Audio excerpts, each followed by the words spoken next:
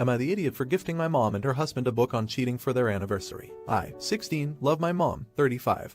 But when I was 10 she had an affair and left us. I visited her as often as I could and she always seemed so happy when I was there, but I hated her new family so I stopped visiting. Honestly, we rarely ever saw each other after just for my birthday and events really. She wants us to be close but I want nothing to do with her new husband so I've kept my distance. Except on February 20th my dad announced he'd be out on business till the 12th and my grandparents are stuck visiting relatives in Italy and so I really had nowhere to go and my mom jumped at the chance to have me stay with her. And just my luck that my mom's anniversary with her husband was on Sunday. I haven't had a good time here at all so all I do is stay in my room doing homework or go out with friends to avoid family activities. It sucks seeing how lovey-dovey she is with her husband and how they seem like the perfect family with their daughters. The morning before her anniversary day she came to my bed and tried to cuddle with me like before she left us, but it made me angry like we can't go back in time and pretend it's how it was. So I just pretended to be asleep and stayed curled up and frozen till she left. I started crying cause of that and I felt angry and snarky and my mom majored in literature so I got her a copy of Anna Karenina for her anniversary. That book about a lady who leaves her husband and son for her lover. I've never read it but I watched the movie with my girlfriend and I hated it. The anniversary party was on Sunday. Everyone was having fun but me and then people gave their gifts. I gave mine and when my mom saw what it was she seemed shocked but just said thanks. The party ended like an hour after. But at night when she was in her room I heard her crying really loudly. So I kinda eavesdropped a little and heard her saying stuff about that book and me and her husband trying to calm her. The next day at breakfast she left for work early before I woke up and her husband straight up called me an idiot.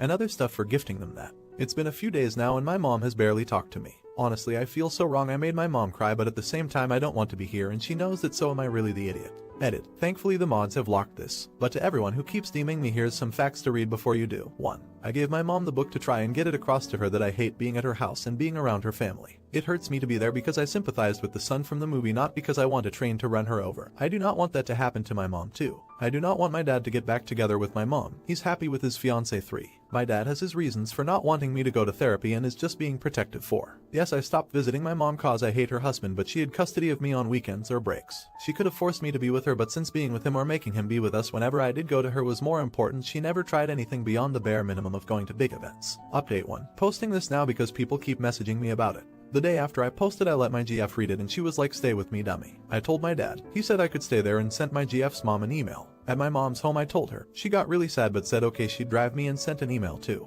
I still wanted to talk alone to my mom like people said to. As she drove I wanted to talk like the school counselor helped me write a letter to read, like some people said to. But I just froze and she drove to a parking lot and started talking. She said a lot of stuff about the book, about still seeing me like I'm her baby, her not actually being happy and about us but ended with her saying it's okay for me to hate her for what she did cause she hurt me. She'd never push to be my mom again but if I ever wanted, she'd be there for me. But I don't hate her, I love her so I started crying really bad. I've never had a breakdown but I think that's what it was. I remember her taking me to the backseat and hugging me and me trying to say I love her while crying but it's a blur. She calmed me down and I told her how I feel. I do want her to be my mom. I just hate her husband and I don't want a train to hit her. I even told her about when she tried to cuddle and how I feel bad now cause that'll never happen again cause I'm never going back to her house. She told me she knew I was awake and was mad at her so I started crying again. She told me it was okay and she's wrong and we talked a lot but I kept crying so she gave me advice because my head started hurting. She seemed sad. I hate her husband but got really mad at him when I told her all the mean things he said to me and said she'd never let him get between us again. She said she'd take me to therapy with just her no matter what dad says and to spend time with me alone.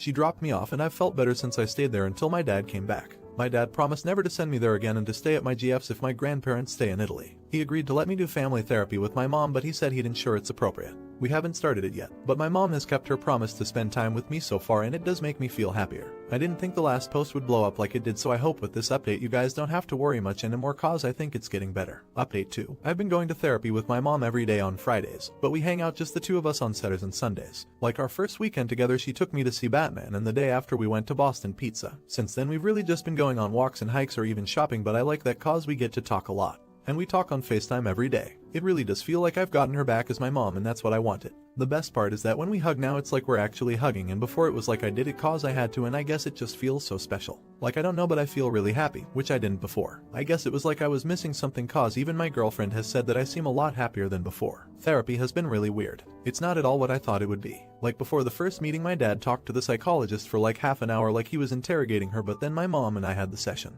It was like the psychologist was focused on that book and why it made my mom cry and everything. The sessions since then have been weird cause it's like I end up crying a lot so my mom always brings a bottle of Gatorade for me. My mom does end up crying too but she always tries to hide it and not show and when the therapist asked why she said cause she doesn't want her crying to influence what I'm saying or how I'm feeling. I still don't feel comfortable going alone even though the therapist has said it and my mom said she'll take me and is going to start going on her own too, but I just don't feel ready. Oh, and in therapy I did tell her I was worried that she was only doing all of this cause she wanted to bring me into her family, and when she figured out it would never happen she would just choose her husband again and leave me for good. That made her cry a lot and she couldn't even hold it in, and she was like it's because she's finally starting to understand that I don't trust her and I might never trust her again, and she knows it's all her fault. She did promise me again though that I'd never have to see her husband and she'd only bring her daughters when I wanted, and that she'd never let him stop her from going to my graduations and my wedding. When she kinda calmed down she did say that the only time I'd have to deal with him was at her funeral, but I don't want to think about that. I don't want to write too much about what happened in therapy, but I guess I kind of felt like I should share that. Easter was the best holiday I've had in a while even though I didn't go anywhere. My mom's husband took their kids to see his parents and she stayed behind. We spent so much time that weekend together, for part of it I kind of felt like a little kid again. I even got to properly introduce her to my girlfriend and to my girlfriend's mom, and we all had Easter dinner together. Like, my mom made the turkey and it was amazing. I didn't know how much I missed it, but it tasted exactly like it did when I was little. And I did finally admit to her that my grandparents aren't coming back from Italy, and that's why I was feeling so down recently. I also admitted that Dad and his fiancée are going to move to Catania after I graduate and are going to stay there, and that I'll probably go to university in Catania and Palermo. She was sad and she did admit she didn't want me to go cause I'd end up moving summer next year, and that's not that far away and she probably wouldn't see me in person at all. But she did say she'd support me no matter what I chose. And a lot of our sessions since then have kind of focused on me going to university there. Yesterday on Mother's Day her husband went to see his parents again, and my mom and I were already going to a restaurant called Cactus Club together. I didn't know if he was taking their kids, and if he wasn't I know I would have felt bad if they didn't get to celebrate Mother's Day with her too, so I said she could bring them. I don't really know the girls that well, but it was still a good time. My mom brought her camera with her cause she hates using the one on the phone, and she got our waitress to take a photo of all of us together at the end. I did have the waitress take the photos again on my phone so I could send them to her and she could have them on her phone. Update 3. So, I guess to give an update, my exams are all done and it's summer break now. But I got into AP English. I got 2 lists of books from my teacher because he wants us to read them over the summer to be prepared. On one list it's books like Wuthering Heights, The Great Gatsby, Moby Prick and Frankenstein, and he said we absolutely should read through those since we'll be choosing 2 of them to do essays and stuff on. On the other list, it's just a giant list of books that he recommends reading to be prepared. It's a really big list, and of course, Anna Karenina is on the list. My girlfriend saw that and was like, well, good thing you already bought that one. Anyway, because my mom knows all those books, I gave her the lists before we went to our therapy session. She agreed to take me to Indigo or to some old bookstores to get me the best versions of them, because some of them are translated from other languages. I still don't feel comfortable doing therapy without her. I don't know, I just don't think that I'm going to be able to speak up without her there. She's pushing me to do it, but I just can't. She's even done some sessions alone through Teams. But like, if I do it alone and I end up crying, I don't want the therapist to hug me, and if it's at home I don't want my dad or his fiancée to wonder what's wrong. My dad still doesn't like that I'm doing therapy. He actually had a really big fight with his fiancée about it cause when her niece and nephew move in, she's going to send them to therapy. He's like they shouldn't go cause they can't speak English, and it might turn out like it did for him cause he couldn't speak English when he had to go as a kid. It sucked cause I got roped into it and my mom ended up being called and she threatened to pull the custody card on Dad to make it clear I'd still be going with her. He did say sorry to me after and that he'll try to be more supportive and get over being scared. Anyway, my mom bought me The Great Gatsby, Moby Prick and Frankenstein, cause she said that Wuthering Heights will probably bore me. And from the other list, she got me The Count of Monte Cristo, A Tale of Two Cities, Great Expectations and Catch-22. She also gave me the copy of Anna Karenina that I gave her and said she would like for me to read it cause it might help me understand why getting that hurt her so much, but that if it gets too much, I can just give it back to her. I guess I can. I mean, I saw the movie. How bad can it be? And my mom also said that she wants to take me on a trip somewhere in August. Cause if I move to Italy with everybody next summer, then we probably won't ever have a proper vacation again. I don't know if I want to go, but if it means so much to her then maybe I will. I just guess I'm scared that maybe her husband will end up coming even though she said that he won't. Not the idiot. And she's still with your stepdad. Seems like she's not fully committed to fixing things with you. And it's a major red flag if your kids can't or refuse to be around your spouse for any reason. She knows the rat takes joy in bullying her child, so why is it still there? It's grounds to throw him out immediately. How will she handle it when he decides to push her to abandon you a second time or insert himself where he is fully unwanted? I'd suggest bringing this up in therapy at your next appointment. Should he have forgiven his mom? Let me know in the comments. Now, am I the idiot for telling my girlfriend she ruined my night by not leaving me alone? My girlfriend, female 20, and I, female 20, have been dating for a year. My girlfriend Jane and I have separate friend groups. Jane doesn't get along with my friends, yet insists she is brought along to our nights out. It's incredibly uncomfortable because whilst she's also a woman, these get-togethers are no partners allowed parties. Plus, she doesn't get along with anyone, so it's super awkward. I was invited out to one of their parties, and Jane got upset that I'm going without her. I'll be gone from 10 a.m. Friday to afternoon on Saturday. She has no issue with both of us going, but without her, it's an issue. I said I'd leave later and try to get back earlier, but she wouldn't have it either. I ended up bringing her along and it was a nightmare. The mood was brought down and no one really had fun as all my friends seemed to be walking on eggshells around her. When we got back, she kept gloating about how much fun she had. but I felt the opposite. I said, well, I'm glad someone had fun. She got upset and asked what I meant. I explained that it was a friend's night in, and she wasn't invited. She got super upset and pulled some crap about how it's toxic that I want to have a night out without her. She says she's hurt that I won, didn't want her there, and 2, that I said she ruined the night. I just wanted to spend time with my friends, one-on-one. Am I the idiot? Edit. Clarification. 1. I mentioned Jane's gender because usually on posts like these, the no partner rule is because the partners are of opposite sex, so it's a safe space for the people to talk.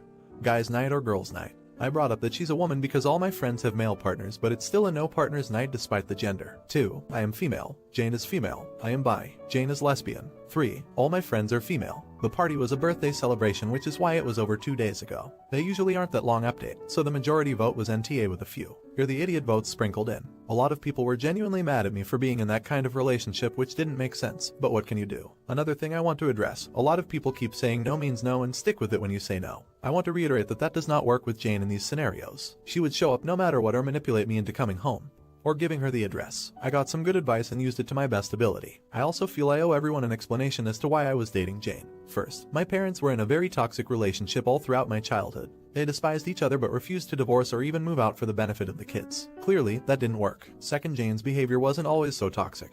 But once she started to act how my parents did to each other, my dumb brain associated that with love. I know now that is not the case, but Jane was my first real relationship. The first was a few months that ended with me being cheated on. I sat Jane down and explained that I feel sad by the double standard between her friends and mine. I expressed that I have no idea why she's so possessive and insists on coming to every party. Then she said something I was not prepared for. I can't trust that you won't go and frick anyone whilst out because you're bisexual. She went on to explain that she finds many of my friends attractive and assumed I did too, and so projected her own attraction onto me and became jealous and possessive. She also said there's a 50% extra chance you'll cheat on me because you swing both ways. I brought up some issues with how she conducts herself and she began crying and gaslighting me. Actually gaslighting.